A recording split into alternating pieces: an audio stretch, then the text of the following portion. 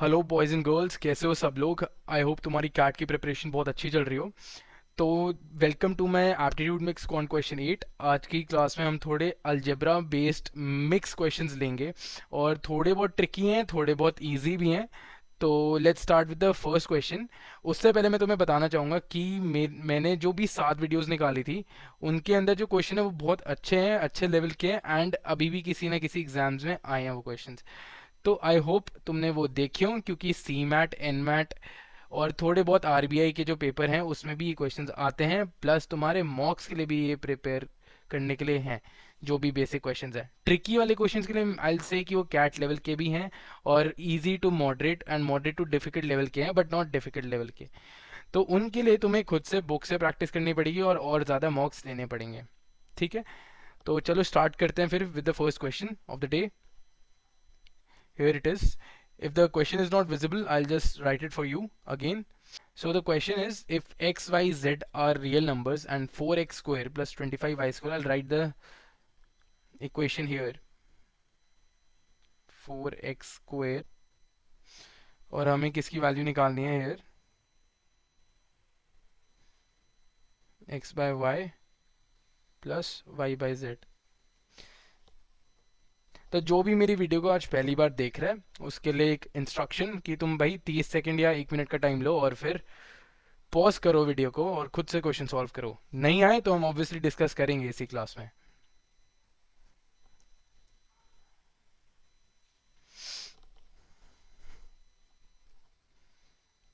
Okay, I hope everybody has done this question.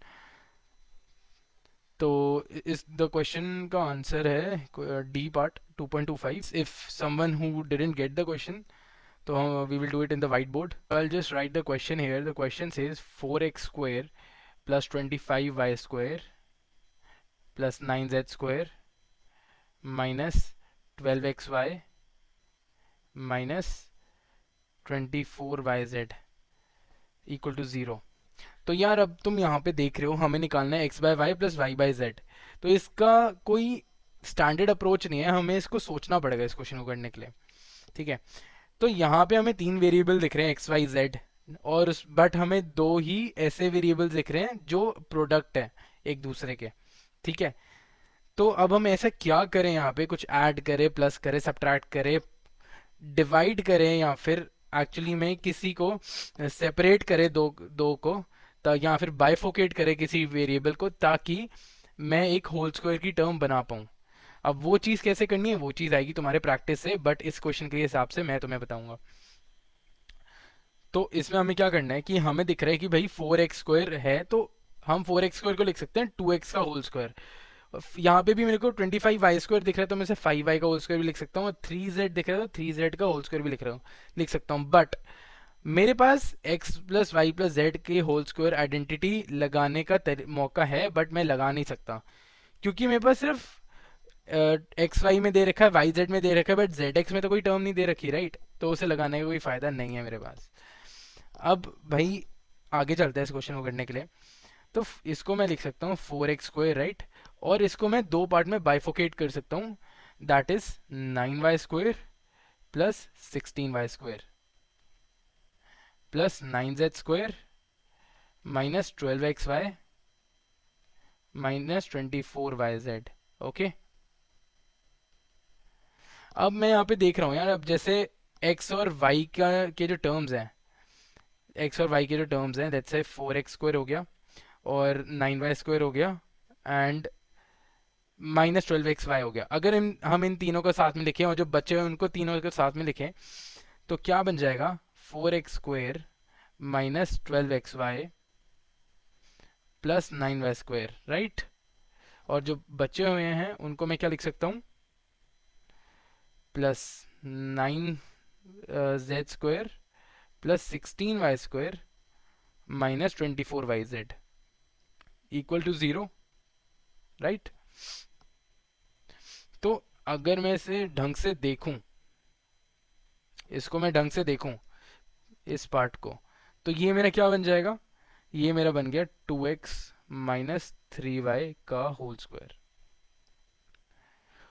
Plus अगर मैं इस पार्ट को ढंग से देखूं, तो ये मेरा क्या पार्ट बन जाएगा, 3z माइनस 4y का होल स्क्वायर इक्वल टू 0।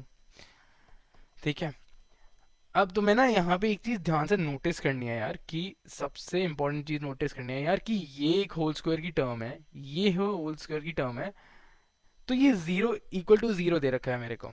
मतलब let's say this whole part I denote as a square, इस पूरे पार्ट को मैं ए स्क्वायर लिख देता हूँ, और इस पूरे पार्ट को मैं बी स्क्वायर लिख देता हूँ, वो एक जीरो के बराबर है। इसका मतलब है कि यार a square plus b square zero के बराबर है। बट ए, लेट से ए कोई भी वेरिएबल है, ए -5 -6 -7 कुछ भी हो सकता है, बट उसका होल स्क्वायर तो हमेशा पॉजिटिव होएगा ना। चाहे बी है, बी नेगेटिव या पॉजिटिव कुछ भी हो, उसका होल स्क्वायर चाहे -3 हो -100 हो, उसका होल स्क्वायर हमेशा पॉजिटिव होएगा। ठीक है, तो इसका मतलब है कि अगर ये पूरा जीरो के बराबर है, अगर दिस होल टर्म, अगर ये पूरा का पूरा एक्सप्रेशन जीरो के बराबर है, इसका मतलब क्या है कि यहाँ तो इसका मतलब ये है ना कि भाई दोनों terms, this term is also positive, this term is also positive, और वो जीरो के बराबर हो गया। This is not possible at all. ये तभी हो सकता है जब भाई हमारे दोनों टर्म जीरो हो, ये टर्म भी जीरो हो और ये टर्म भी जीरो के बराबर हो, तभी जीरो प्लस जीरो जीरो आएगा मेरा, शून्य प्लस शून्य शून्य ही आएगा हमेशा। तो मैं लिख सकता हूँ 2x - 3y equal to zero, and 3z -4y equal to zero. ठीक है, तो x बाय वाई क्या आ गया यहाँ से, ध्यान से देखो तो भाई 2x इक्वल टू 3y हो गया, और एक्स वाई क्या हो गया 3/2, right.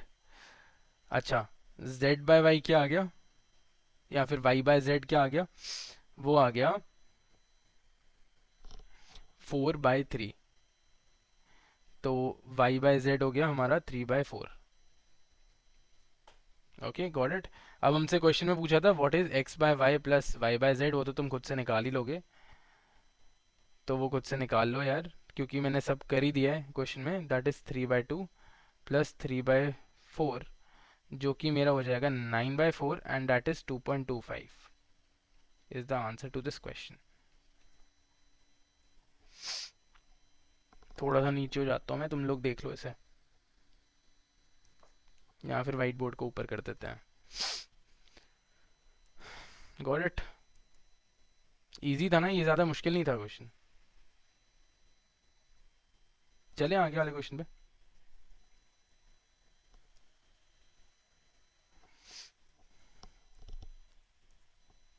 Hence 2.25 is the answer, यहाँ पे मैंने पहले ही मार्क कर दिया है। ठीक है, next question. Take 30 seconds or 1 minute to do solve it, and then we will discuss it.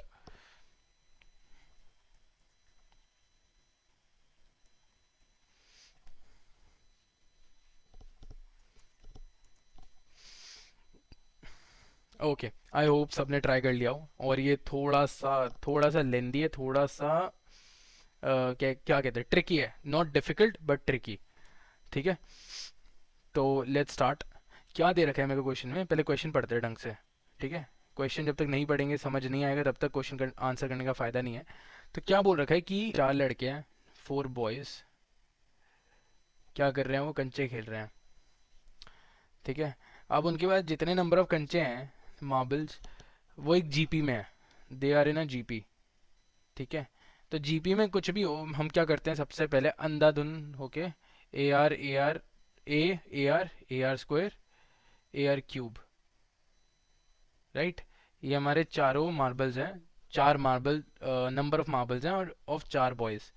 ठीक है, तो find the number of marbles having the second least number of marbles, find. ठीक है, तो मतलब ए आर निकालना है basically, हमें ए आर की वैल्यू निकालनी है इसकी, क्योंकि ये सबसे लीस्ट होएगा मोस्ट प्रॉब्ली, तो हमें इसकी वैल्यू निकालनी है। ठीक है, अच्छा, अब हमें एक इंपॉर्टेंट चीज़ ये रखिए कि the common ratio of which is a natural number.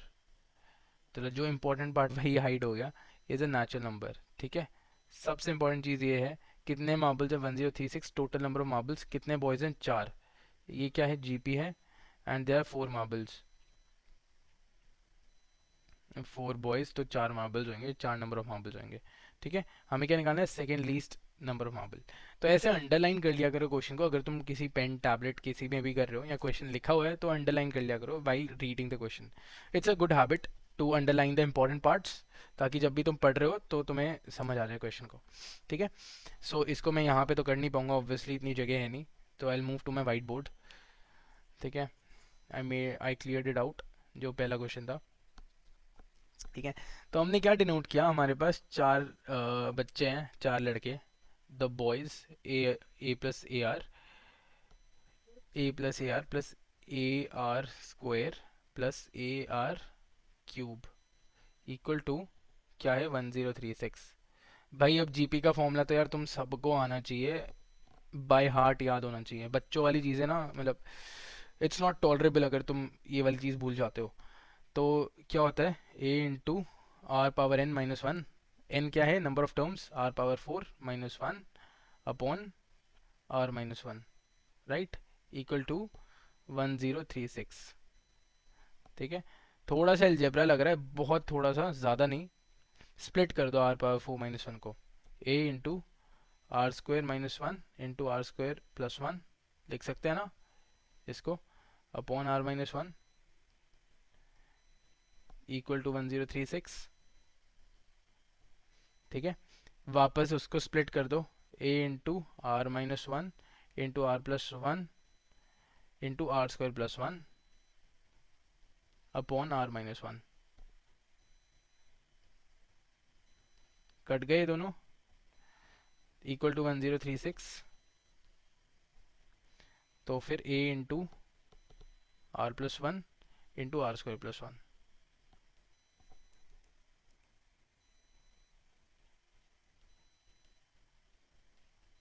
Got it.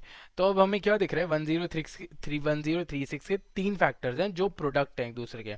क्या है, a into r plus one into r square plus one, ये हैं हमारे तीन फैक्टर्स 1036 के। तो हमें क्या करना है कि यार अब ऐसे तीन फैक्टर्स निकालने हैं जो सेटिस्फाई करते हो ये वाली कंडीशन को, ये जो है ना condition, r square plus one और ए मल्टीप्लाई करें तो हमारा 1036 आंसर आ जाए। ये हम कैसे करेंगे, ऑब्वियसली तीन फैक्टर है तो तुम्हें अभी तक समझ आ जाना चाहिए कि हमें क्या करना है। एक मेथड है, this is just one method, जो तुम दूसरा मेथड खुद से करोगे, यू विल, एक और मेथड है इसको करने का, और वो तुम खुद से करोगे और कमेंट सेक्शन में बताओगे मेरे को कि कैसे करा है इसका दूसरा मेथड। ठीक है, like the just the method, not the working, just the method, ताकि मैं नेक्स्ट क्लास में तुम्हारे साथ डिस्कस कर पाऊँ। ठीक है, ओके। तो 1036 ना प्राइम फैक्टराइजेशन कर लेते हैं। पीएफ, प्रोविडेंट फंड, इसको 2 से करा, क्या आया हमारा 518। इसको भी 2 से करा, क्या आएगा 259। अब ये किसका फैक्टर है, 7 से करते हैं तो क्या आएगा 37, राइट, 37 से करेंगे तो यहाँ पे आ गया 1। ठीक है यार, बट इसमें तो हमें तीन फैक्टर्स दे रखे हैं, राइट, यहाँ पे 3 फैक्टर्स आर देयर, और 1036 से कितने निकल के आ गए, 4 फैक्टर निकल के आ गए। तो कोई दिक्कत वाली बात नहीं है, हम देखेंगे ना यार कौन सा नंबर किससे मल्टीप्लाई होएगा, तो फिर हमारा आर स्क्वायर की वैल्यू आ सकती है, मतलब वो चीज़ हमें चेक करनी पड़ेगी थ्रू हिट एंड ट्रायल, थोड़ा बहुत हिट एंड ट्रायल, बट आ जाना चाहिए आंसर। तो लेट्स से मैं यहाँ पे वापस लिख देता हूँ, a into r plus one into r square plus one equal to 2 into 2 into 7 into 37 is the question, is the prime factorisation. ठीक है, अब लेट्स से यहाँ पे मेरे को एक चीज़ का ना हिंट मिल गया, यहाँ पे एक चीज़ हिंट मिल गई, देखो आर स्क्वायर प्लस वन है और 37 को देखो, अगर मैं r square plus one equal to 37 करता हूँ, लाइक इक्वेटिंग बोथ साइड्स, तो आर स्क्वायर की वैल्यू क्या आ गई 36। और क्वेश्चन में मेरे को क्या दे रखा था कि r is a natural number, sorry this is not the correct sign, r belongs to N, मेरे को क्वेश्चन में दे रखा था इट्स अ नेचुरल नंबर। तो मतलब कोई रूट वगैरह इरेशनल वगैरह कुछ नहीं होना चाहिए, इरेशनल भी नहीं होना चाहिए हमारा, it should just be a natural number. Natural number क्या होता है, 1 से लेके इन्फिनिटी तक, 1 2 3 4 all the integers from 1 to infinity. ठीक है, तो यहाँ से मेरे को दिख रहा है कि आर स्क्वायर प्लस वन 37 के बराबर होगा, तो आर स्क्वायर के क्या होएगा 36, और आर क्या होएगा 6 होएगा, वो that is a natural number. और क्या क्या हो सकता है इसमें, हम वो देखेंगे। A into r plus one into r square plus one, let's say इसको मैं कर दूँ 4 इंटू 7 इंटू 37, राइट, 37। तो यहाँ तो ये ऑप्शन है, मतलब अभी बस हम टाइप्स ले रहे हैं। तो यहाँ तो ये ऑप्शन है, इसका मतलब ए हमारा 4 के बराबर हो गया, आर प्लस वन 7 के बराबर हो गया, और आर स्क्वायर प्लस वन 37 के बराबर हो गया। ठीक है, इसको अभी चेक कर लेंगे, बट एक और केस ले लेते हैं। ठीक है, a into r plus one, मतलब मैंने 2 को 2 से मल्टीप्लाई करा था और 4 बनाया था, राइट, प्राइम फैक्टर्स में, ताकि हमारी तीन टर्म्स बन जाए। R square plus one equal to, let's say मैं 2 को 7 से मल्टीप्लाई करता हूँ, तो 2 एक बचा और 14 आ गया यहाँ पे इंटू 37। ओके, अब मैं यहाँ से भी देखता हूँ यार, आर स्क्वायर, आर की वैल्यू 6 आ गई है ना, अगर मैं इन दोनों को करता हूँ इक्वेट, तो आर की वैल्यू 6 आ गई। But 6 plus one is not 7, sorry 6 plus one is 7, right, यहाँ पे 7 होना चाहिए, और यहाँ पे मेरे को 14 दे रखा है। तो कुछ तो गड़बड़ है फिर इसमें, this case can't be taken. एक और केस ले लेते हैं यार, एक और केस ले लेते हैं, इतनी कंफ्यूजन है। A into r plus one into r square plus one equal to, अब मैं 2 को 37 से मल्टीप्लाई कर देता हूँ। ठीक है, 2 है यहाँ पे, 7 है इंटू 74। ठीक है, 37 इंटू 2 74। तो r square plus one let say equal to 7।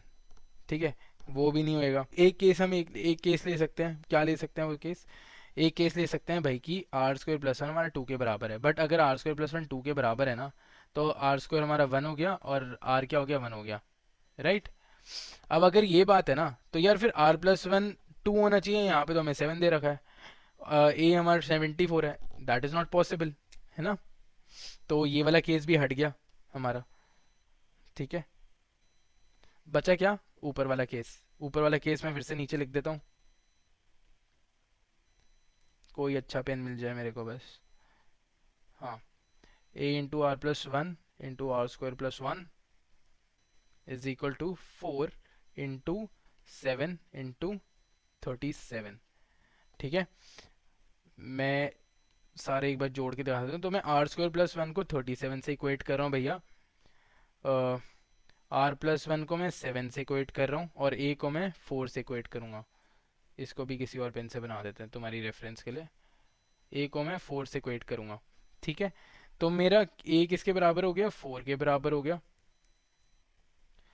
Are मेरा 6 के बराबर हो गया, है ना। नहीं है तो चेक कर लो खुद से। और आर स्क्वायर प्लस वन जो भी, आर स्क्वायर प्लस वन 37 हो जाएगा, इसमें आर प्लस वन 7 हो जाएगा, और ए मेरा 4 रहेगा। तो जो भी नंबर्स हैं, क्या था, A R square plus, sorry not plus, comma A r cube. Writing बड़ी गंदी आ रही है यार आज। हाँ, तो ये हमारा क्या हो गया, 4 के बराबर है, 4 हो गया, this will be 24, this will be 144, और ये जो मर्जी हो है मुझे नहीं पता, आगे कर लेना खुद से मल्टीप्लाई। हमें क्या निकालना था, second least, so second least is 24। तो मैं वापस चलता हूँ वाइट बोर्ड पे, not the white board, presentation. क्या आंसर हो गया मेरा, द आंसर इज 24। थोड़ा सा ट्रिकी था, सोचने वाला था, बहुत आसान था, तुम लोग कर सकते थे, not not a very difficult question. ठीक है, आगे चलें, next one.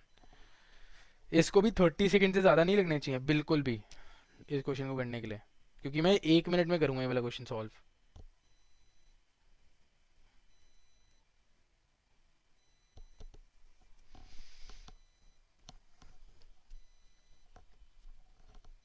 Okay, I hope everybody has solve this, और इतना मुश्किल नहीं लगा ये वाला। क्या बोल रहा है ये question, this question is saying कि भाई एक ना जगह है, पी, पी नाम की कोई जगह भी होती है वैसे, पता नहीं, एक पी, एक है क्यू नाम की जगह।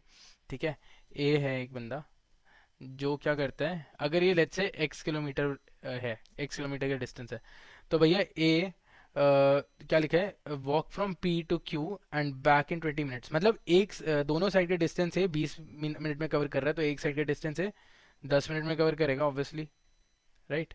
अच्छा, whereas B walk from Q to P and back in 30 minutes, मतलब बी दोनों साइड मतलब back and forth he is covering in 30 minute में कवर कर रहा है, तो एक साइड वो 15 मिनट में कवर करेगा, ऑब्वियस सी बात है, 15 मिनट, ठीक है। अच्छा, ए की स्पीड क्या है, speed of A, speed of A equal to x/10 kilometre per minute, और स्पीड ऑफ बी क्या है, x/15, राइट। अच्छा, इसमें थोड़ी सी रिलेटिव वेलोसिटी का कॉन्सेप्ट लगेगा, और वो भी बड़ा आसान है यार, तुमको आता है, ठीक है, टेंशन मत लिया करो, मैं बता रहा हूँ। चलें थोड़ा सा अपना वाइट बोर्ड पे चलें, जगह नहीं बची इधर। हम्म तो टोटल डिस्टेंस है मेरा पी से क्यू का x किलोमीटर, ए कितने में जा रहा है, ए की स्पीड क्या है x/10, बी की स्पीड क्या है x/15, राइट। अच्छा, जब भाई दो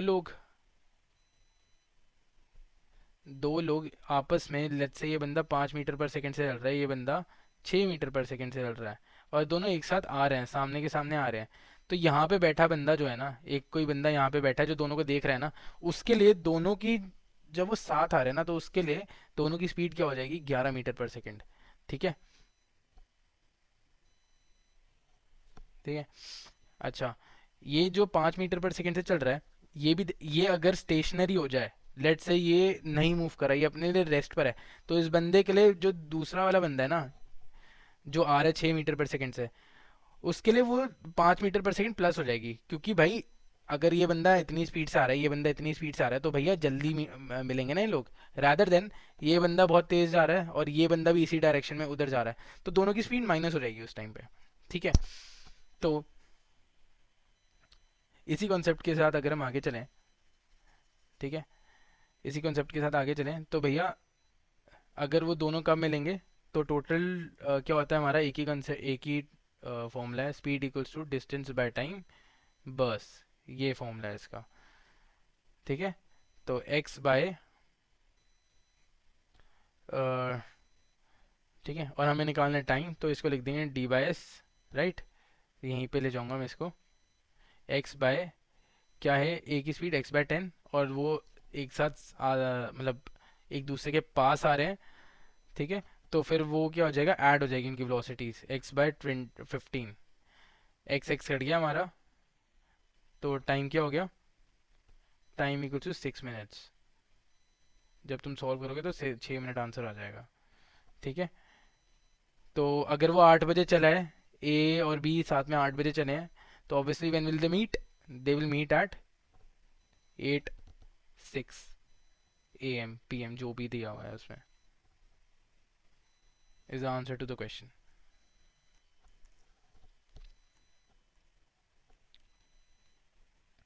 ऑब्वियसली AM PM से तो चेंज हो जाएगी बात, बट मैं वो बोल रहा हूँ, अगर 8 AM है तो 8:06 AM हो जाएगा, 8 PM है तो 8:06 PM हो जाएगा, सी, ठीक है। चले बड़े आगे, थोड़े से इजी क्वेश्चन पे, ज्योमेट्री पे है, ज्योमेट्री से आधे लोगों को जो डर है ना ज्योमेट्री का, वो मैं भी जानता हूँ, ज्योमेट्री देख के आधे लोगों को वैसे डर बैठ जाता है कि मुझसे भैया ज्योमेट्री नहीं होती, हाथ खड़े कर देता है, बट भाई क्वेश्चन तो पढ़ो एक बार क्वेश्चन तो पढ़ो, हलवा है, मतलब ये क्वेश्चन के लायक भी नहीं है वाला क्वेश्चन, मैंने फिर भी डाल दिया तुम लोगों के लिए, करो।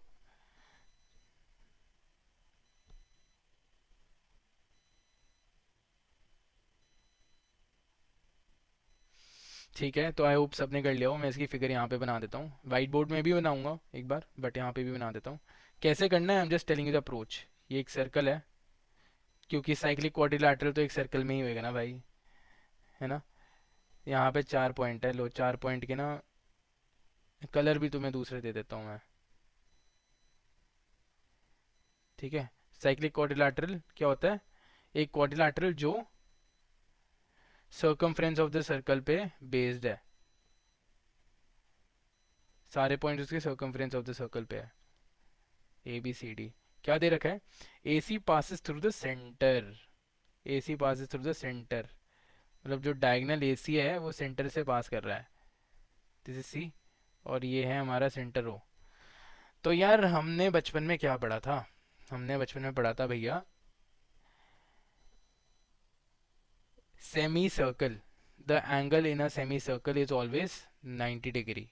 वाई, वाई का आंसर तो भैया बाद में मिल जाएगा तुमको, क्योंकि ये 180 डिग्री है, तो एंगल सबटेंडेड वाला जो भी थ्योरम होता है हमारा वो लग जाएगा, उसके लिए अलग से क्लास लगेगी। तो ये है हमारा 180 डिग्री, तो ये कितना हो जाएगा 90 degree. Why, the angle subtended by in a semi circle is always 90 degree. ठीक है, क्योंकि ये 180 डिग्री है, फिर से बता देता हूँ, ये 180 डिग्री है, तो उसका हाफ जो होगा ऊपर that will be 90 degree, right, क्योंकि वो आधा हो जाता है एंगल।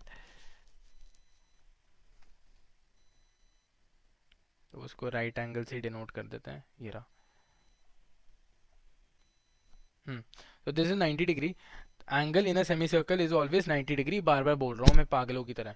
ठीक है, और यहाँ पे डी एंगल मेरा 90 हो गया, ऑब्वियसली बी भी मेरा 90 हो जाएगा फिर तो, क्योंकि भैया दो पार्ट में कट गया ना मेरा क्वाड्रिलेटरल, है ना। अच्छा, तो क्या दे रखा है मेरे पास, ए बी क्या है 7 सेंटीमीटर, ये हो गया 7 सेंटीमीटर, बी सी क्या है 24 सेंटीमीटर। तो यार अब एक अंधे से भी पूछ लोगे तुम तो क्या बोलेगा वो, 7, 24, 25 आर पाइथागोरियन ट्रिपलेट्स, तो दैट मीन्स ए सी की क्या हो गई लेंथ, 25 सेंटीमीटर, राइट। और क्या दे रखा है, सी डी की वैल्यू कितनी दे रखी है, 20 सेंटीमीटर। तो अब तुम उसी अंधे से पूछोगे भैया 20 और 25 के साथ एक और पाइथागोरियन ट्रिपलेट बताओ, तो वो बोलेगा यार 15 15 सेंटीमीटर, ये हमारी 15 सेंटीमीटर हो गई, राइट। अब भाई ट्रायंगल की लेंथ दे रखी है सारी की सारी, हाइट ब्रेड्थ जो भी होती है, हाइट और परपेंडिकुलर दे रखा है, एरिया तुम्हें पता है ट्रायंगल का क्या होता है, 90 डिग्री अलग से है वो, क्या करना है क्वेश्चन ही नहीं है। और ये पहली बात 15 सेंटीमीटर हुआ कैसे, जिनको नहीं पता चला मैं फिर से बता देता हूँ। भाई ये पाइथागोरस थ्योरम होती है, एक्स स्क्वायर, इसको मैंने एक्स स्क्वायर लिख दिया, एक्स लिख दिया मतलब इसको इस साइड को, और डी सी कितना हो गया मेरा 20 सेंटीमीटर, 20 का होल स्क्वायर, इसका हाइपोटेन्यूज क्या है ए सी, कितना हो गया 25 का होल स्क्वायर। कौन सा ट्राइंगल है, ट्राइंगल का नाम भी लिख दो, ट्राइंगल ए डी सी। चलो अच्छी बात है, इसमें मेरे को वाइट बोर्ड यूज़ नहीं करना पड़ा, इवेंचुअली यहीं पे कर दिया। ठीक है, तो एक्स की क्या वैल्यू आ जाएगी, 15 आ जाएगी, तुम करके देख लेना। ठीक है, अब एरिया निकालना है, तो ऑब्वियसली एरिया क्या आएगा,